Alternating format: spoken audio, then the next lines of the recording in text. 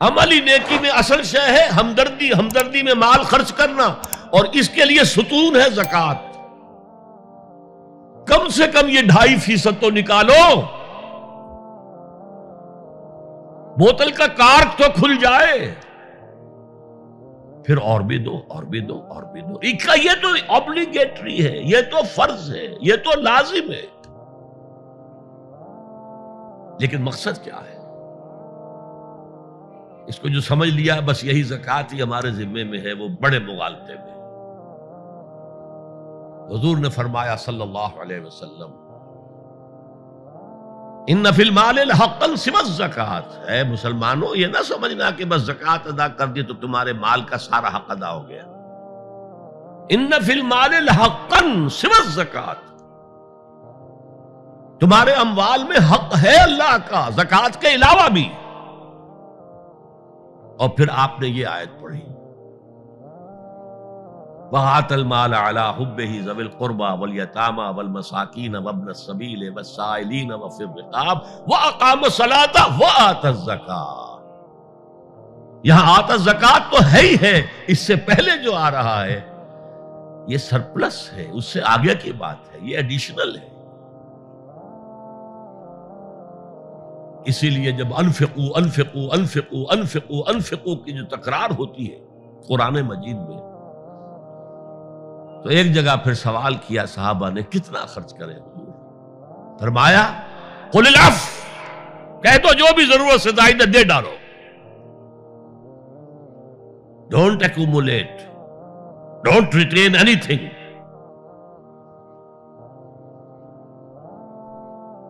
ایک بات آپ سے کہوں، آپ کچھ چونک جائیں گے، حضور نے کبھی زکوٰۃ دی؟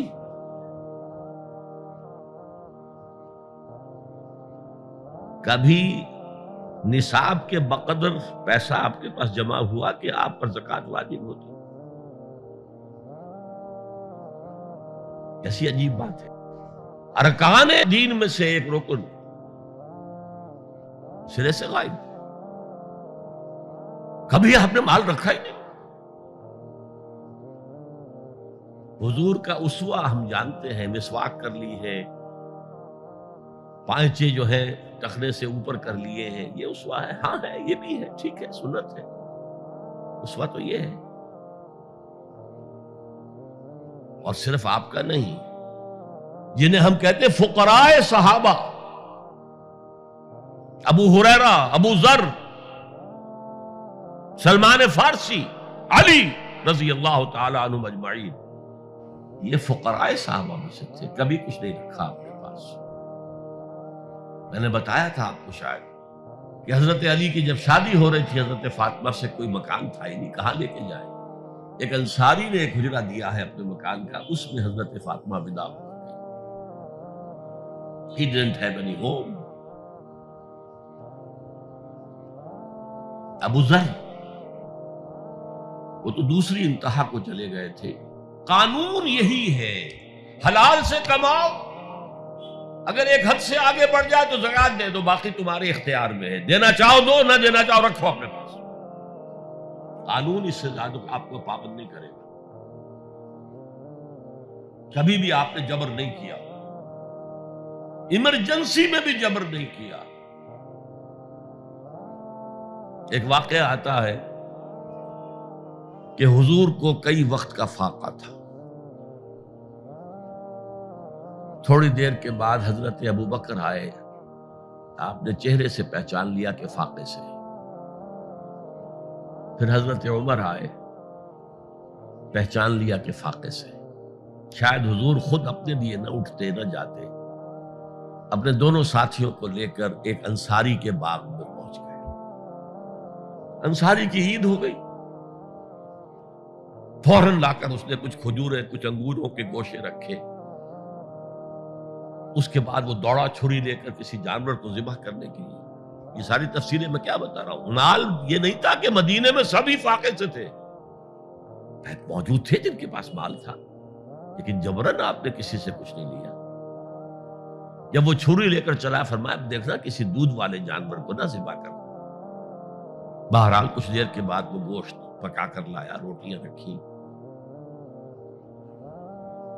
اس کے بعد حضور نے ایک روٹی پر چند بوٹیاں رکھ کر کہا یہ عائشہ کو دے آؤ، اسے بھی کئی وقت کا فاقہ ہے۔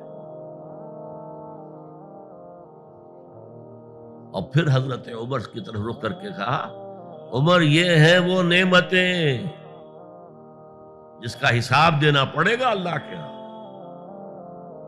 وَأَمَّا بِنِعْمَةِ رَبِّكَ فَحَدِّثْ، اور یہ جو فرمایا گیا الہاکم التکاثر میں نعمتوں کا حساب لیا جائے۔ وَلَتُسْأَلُنَّ يَوْمَئِذٍ عَنِ النَّعِيمِ، فرمایا یہ نعمتیں۔ یہ ہے اصل میں انفاق کا معاملہ، آپ کے اس پر چھوڑ دیا گیا ہے۔ جتنا بھی آپ میں جذبہ ہے، جتنا بھی آخرت کا یقین ہے، اتنا ہی آپ پسند کریں گے کہ آخرت کے بینک میں جمع کرائیں، یہاں کے بینکوں میں کیوں جمع کرائیں؟ یہاں کتنا دے دیں گے آپ کو؟ 10%، 20%؟ وہاں 700% ملتا ہے۔ 700% نہیں، 7000، 700 گنا۔ Why to keep it in these banks؟ حضرت مسیح کا جو پہاڑی کا واس بہت مشہور ہے، سرمن آف دا ماؤنٹ، بڑے پیارے الفاظ ہیں۔ میں آپ سے اپنا تاثر عرض کیے بغیر نہیں رہ سکتا۔ جہاں تک مواعظ کا تعلق ہے، جو حضرت مسیح کے مواعظ آئے ہیں ان سے اونچے واعظ کوئی ممکن نہیں۔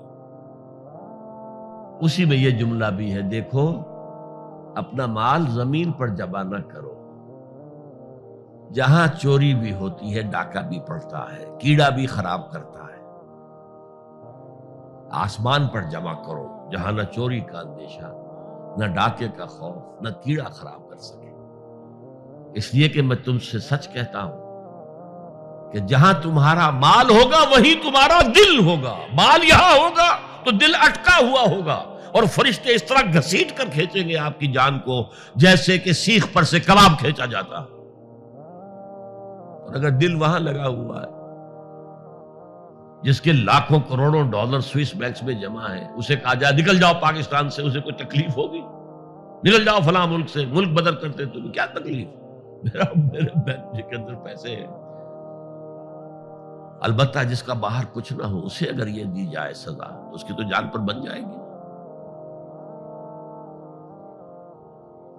تو یہ ہے انفاق کا معاملہ۔ اس میں یہ دو جو ہے، ایک قانونی سطح ہے۔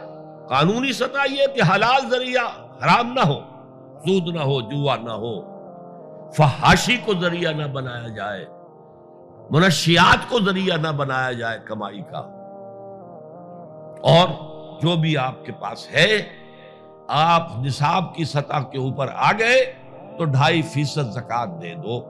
قانون اس سے آگے آپ سے مطالبہ نہیں کرے گا، اگرچہ فقہاء نے یہ فتویٰ دیا ہے کہ اگر کسی وقت جو فقراء ہیں ان کی ضرورتیں زکوٰۃ سے پوری نہ ہو سکے تو اس وقت کا امام، اس وقت کا خلیفہ، وہ زبردستی بھی امراء کے مال میں سے مزید لے سکتا ہے زکوٰۃ کے علاوہ۔ لیکن کمال یہ ہے محمد رسول اللہ صلی اللہ علیہ وسلم کا کہ نہایت جان اصل تحریک جو تھی، انقلابی تحریک، اس میں بھی کبھی آپ نے جبر سے کام نہیں کیا۔ یہ آپ کے چوائس پر ہے۔ البتہ ایک معیار مقرر کر دیا، جیسے حضرت ابو بکر غزوہ تبوک کے موقع پر سب کچھ لے آئے تھے گھر میں جھاڑو پھینک کر۔ عام حالات میں یہ نہیں، ایک شخص آئے صحابی انصاری، میں اپنا سب کچھ اللہ کی راہ میں دینا چاہتا ہوں، فرمایا نہیں، تم چاہتے ہو کہ اپنے ورثاء کو قریب اور فقیر بنا کر جاؤ؟ اس نے کہا اچھا میں آدھا جو، نہیں آدھا بھی بہت ہے۔ فرمایا تہائی دیتا ہوں؟ فرمایا ہاں تہائی کافی ہے۔ وَالثُلُثُ کثیر، اور ثلث بھی بہت ہے۔